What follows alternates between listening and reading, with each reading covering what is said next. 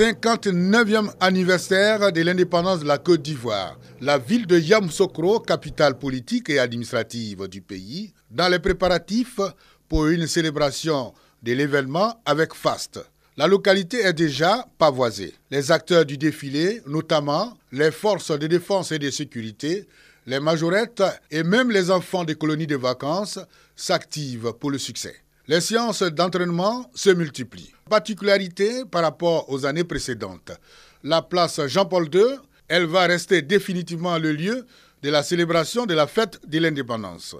On note également que les prestations de danse du terroir auront lieu dans la matinée et non l'après-midi sur un autre site. Ce boulevard est très vaste. Il y a 3 voies de chaque côté et puis il y a moins de circulation, ce qui permet aux forces de sécurité de pouvoir maîtriser l'espace. La A3, comme précédemment, comportait un peu de gêne parce que c'est la voie internationale.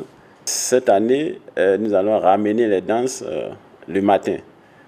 Elles vont se produire avant le défilé, devant un public enthousiaste. Le préfet appelle à toutes les forces vives de Yamoussoukro pour une participation massive à la commémoration du 59e anniversaire de l'indépendance de la Côte d'Ivoire.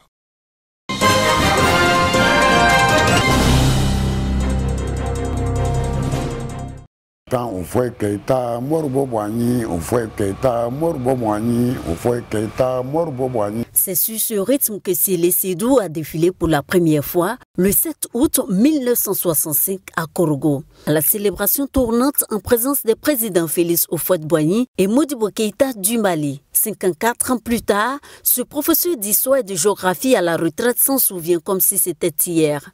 En 65, je devais être au CM1.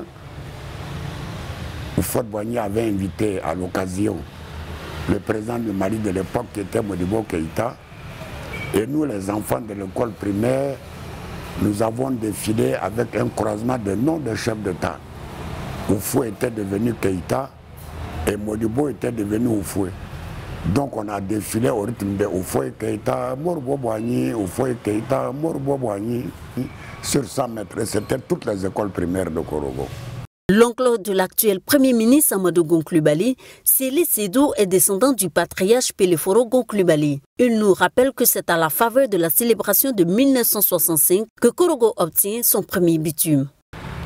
C'est à cette occasion que nous avons eu la première rue bitumée de Korogo, dois-je même dire du nord, qui faisait une centaine de mètres, et sur laquelle se sont déroulés tous les défilés. Jusqu'à ce qu'on passe devant la tribune principale, au quartier de Soba, de l'espace dit espace fine, jusqu'au carrefour de la pharmacie 14. Cette année, pour la commémoration des 59 ans de la souveraineté de la Côte d'Ivoire, à Korogo, pas d'engouement. Pour Sélé Sédou, l'actuel médiateur délégué des régions du Poro, de Tchologo et de la Bagoué, le retour des fêtes tournantes est une solution. Né 2 jours avant la date anniversaire de la Côte d'Ivoire, Sélé Sédou, âgé de 66 ans aujourd'hui, choisit de célébrer son anniversaire de naissance le 7 août, jour anniversaire de la Côte d'Ivoire.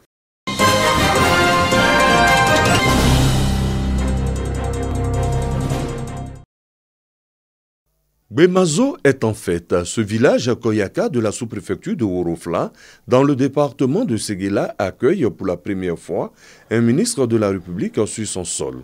Dr Eugène Aka Aoulé, ministre de la Santé et de l'Hygiène publique, vient lancer la première édition des journées de communication et de sensibilisation sur la vaccination, la santé maternelle et infantile. Une occasion également de développer des réflexes liés à l'hygiène. Une volonté des cadres de Gbemazo devrait utile au profit des parents restés au village. Nous venons régulièrement au village parce que le développement local, le développement de proximité, c'est la présence auprès des parents. Nous entendons des choses, nous écoutons et sans être des experts en santé publique, nous avons constaté au cours de certaines discussions qu'il y a des défis en matière de fréquentation du centre de santé. Dans de nombreuses familles, la femme est au centre du suivi médical des enfants. Gbemazo n'échappe pas à cette réalité. Ici, Toutes les actions de développement profitent bien aux femmes. L'eau, l'hôpital, courant, on a eu tout. Vraiment, on est très contents. Des journées sanitaires qui démarrent par une sensibilisation sur l'utilisation de la moustiquaire imprégnée, la vaccination et la récompense à des femmes qui fréquentent régulièrement les centres de santé avec leurs enfants. Le ministre de la Santé invite cette population rurale à s'approprier les efforts du gouvernement. Vous devez aller à l'hôpital pour des consultations médicales. Ne restez pas à la maison quand vous êtes malade. L'infirmier et la sage-femme sont à votre disposition.